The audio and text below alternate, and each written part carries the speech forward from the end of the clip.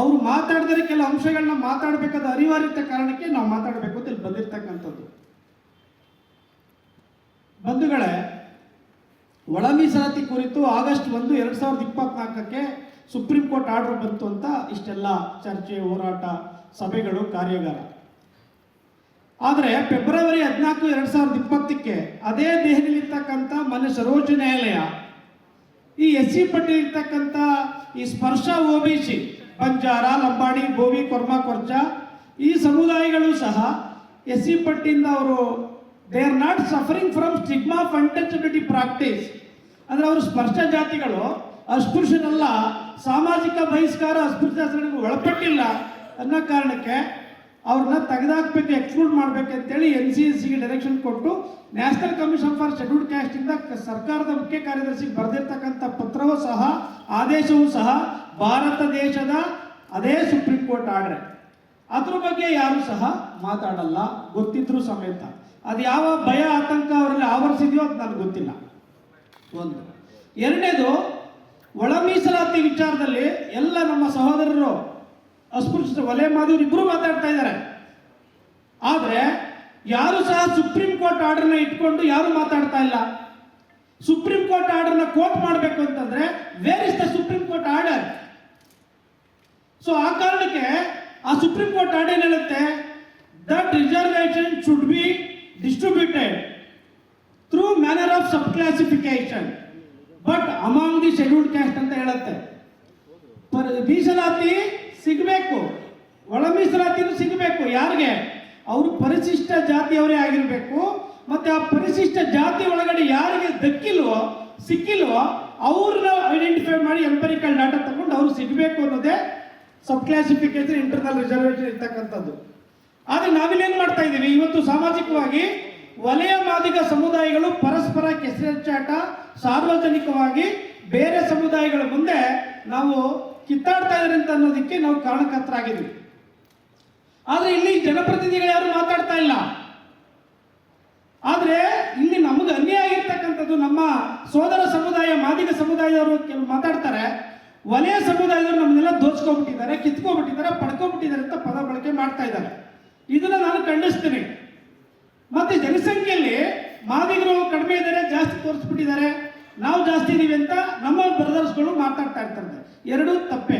ಯಾಕೆಂತಂದ್ರೆ ಮಾದಿಗರು ವಲಯರಿಗೆ ಮಾರಕ ಅಲ್ಲ, ಅಷ್ಟೇ ಪ್ರಮಾಣದಲ್ಲಿ ವಲಯರು ಮಾದಿಗರಿಗೂ ಮಾರಕ ಅಲ್ಲ. ವಲಯ ಮಾದಿಗರಿಗೆ ನಿಜವಾದ ಮಾರಕ, ಬಿಕ್ಕಟ್ಟು ಸೃಷ್ಟಿ ಮಾಡಿರ್ತಕ್ಕಂಥದ್ದು ಬಂಜಾರ, ಲಂಬಾಣಿ, ಬೋವಿ, ಕೊರ್ಮ, ಕೊರ್ಚ ಸಮುದಾಯಗಳು, ಮತ್ತೆ ಬೇಳೆ ಜಂಗಮ, ಬುಡಗ ಜಂಗಮ ಸಮುದಾಯಗಳು, ನೊಮ್ಯಾಡಿಕ್, ಸೆಮಿ ನೊಮ್ಯಾಡಿಕ್ಗಳು. ಇವರು ಶೆಡ್ಯೂಲ್ಡ್ ಕ್ಯಾಸ್ಟೇ ಅಲ್ಲ. ಶೆಡ್ಯೂಲ್ಡ್ ಕ್ಯಾಸ್ಟ್ ಕಾನ್ಸ್ಟಿಟ್ಯೂಷನ್ ಒಂದು ಪಾಯಿಂಟ್ ಹೇಳಲೇಬೇಕಾಗಿದೆ ಈ ಸಂದರ್ಭಕ್ಕೆ.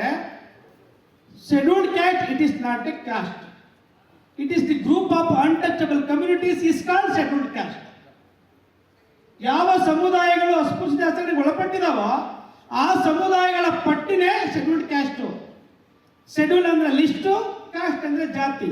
ಯಾವ ಜಾತಿಗಳ ಪಟ್ಟಿ ಅದೇ ಅಂದ್ರೆ ಅಸ್ಪೃಶ್ಯತೆ ಆಚರಣೆಗೆ ಒಳಪಟ್ಟಂತ ಸಮುದಾಯಗಳು. The solemnly criteria to become scheduled caste it is the stigma of untouchability practice. ಇದು ಸಂವಿಧಾನದಲ್ಲಿದೆ. ಆರ್ಟಿಕಲ್ 340 ಕ್ಲಾಸ್ 1 and 2 ಇದೆ. ಆರ್ಟಿಕಲ್ 366 ಕ್ಲಾಸ್ 24 ನೀವು ಗೂಗಲ್ ಮಾಡಿ, very clear definition is there.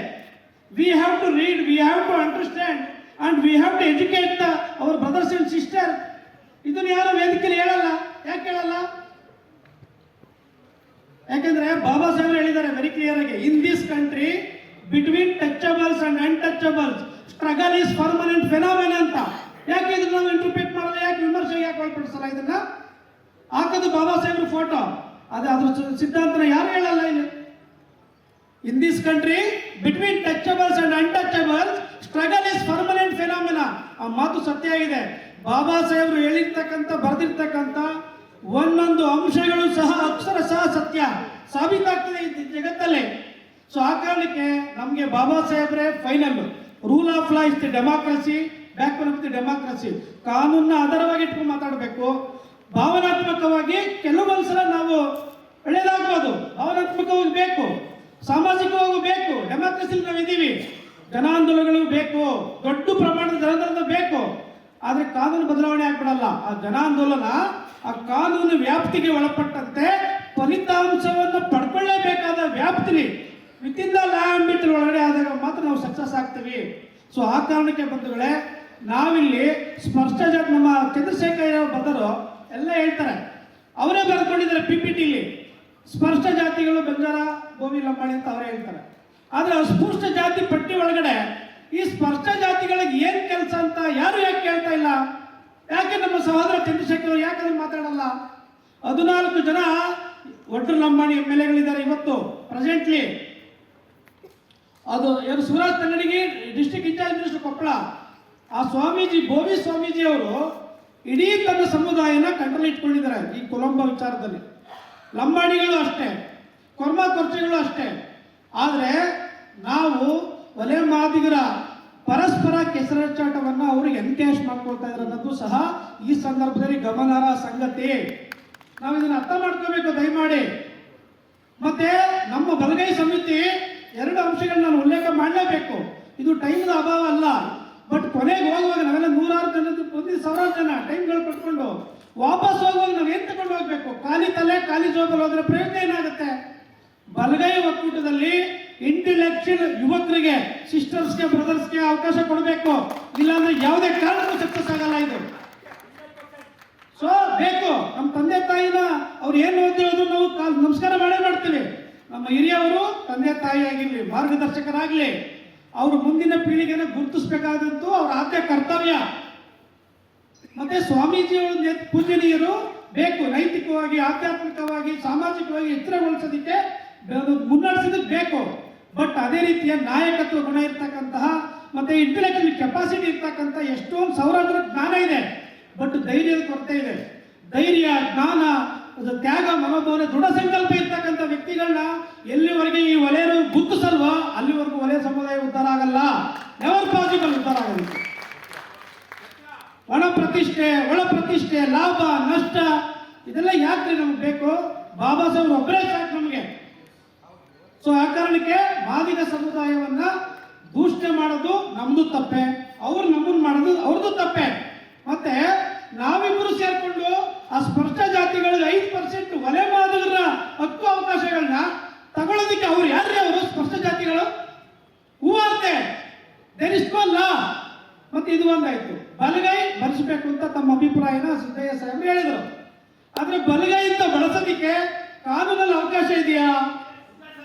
ಒಂದು ನಿಮಿಷ ಇರಿ ಸರ್. ಬಲಗೈ ಎಲ್ಲಿದೆ ಗುರುಗಳೇ? ಒಂದು ನಿಮಿಷ.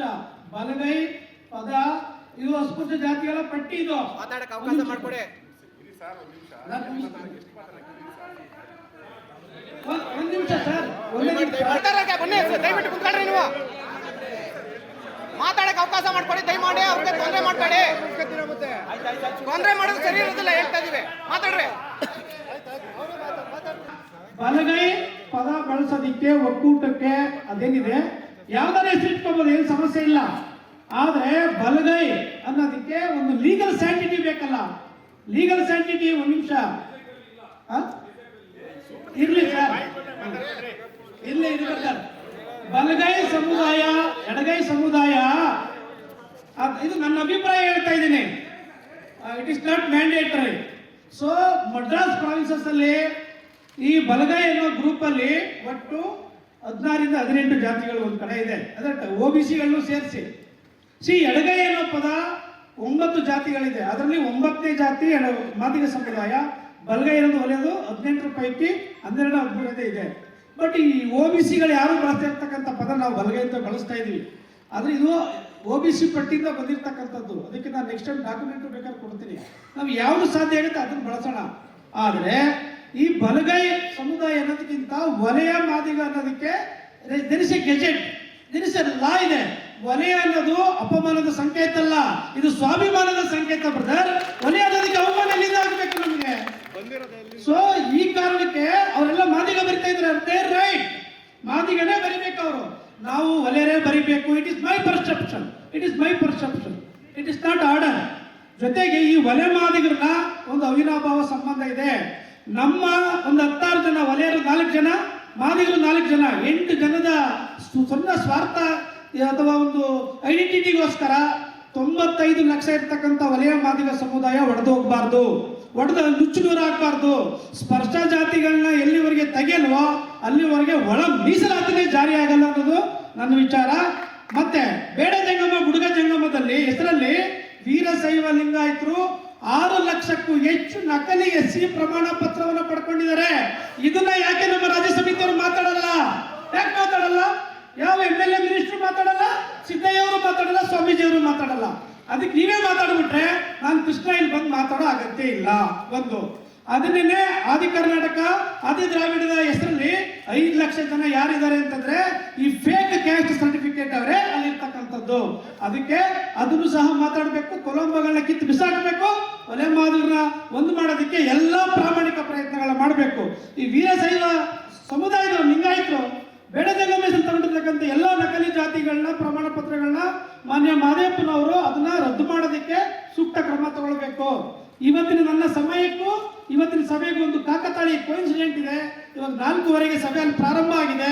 ನಾವು ಹೇಳ್ತಾ ಇದ್ದೀವಿ, ಇವತ್ತು ಸೂಕ್ತ ಪ್ರಸ್ತಾವನೆಯನ್ನ ನೀವು ಈ ಸಂಪುಟ ಸಭೆಯಲ್ಲಿ ಈ ಕೊಲಂಬೋ ಜಾತಿಗಳನ್ನ ಸ್ಪರ್ಶ OBC ಜಾತಿಗಳನ್ನ ತೆಗೆದಾಕೋದಿಕ್ಕೆ NCSC ಗೆ ಪ್ರಪೋಸಲ್ ಪ್ರಸ್ತಾವನೆ ಕಳಿಸೋದಿಕ್ಕೆ ಮಾದೇವಪ್ಪನವರೇ, ಪರಮೇಶ್ವರ್ ಅವರೇ, ಪ್ರಿಯಾಂಕ್ ಖರ್ಗೆ ಅವರೇ, ಮುನಿಯಪ್ಪ, ತಾರ್ಬಿ ತಿಮ್ಮಾಪುರ ಅವರೇ, ನೀವು ನಿರ್ಣಯಕ್ಕೆ ಚರ್ಚೆ ಮಾಡಿ ಅಂಗೀಕರಿಸಿ ನೀವು NCSC ಪ್ರಪೋಸಲ್ ಕಳಿಸಿ.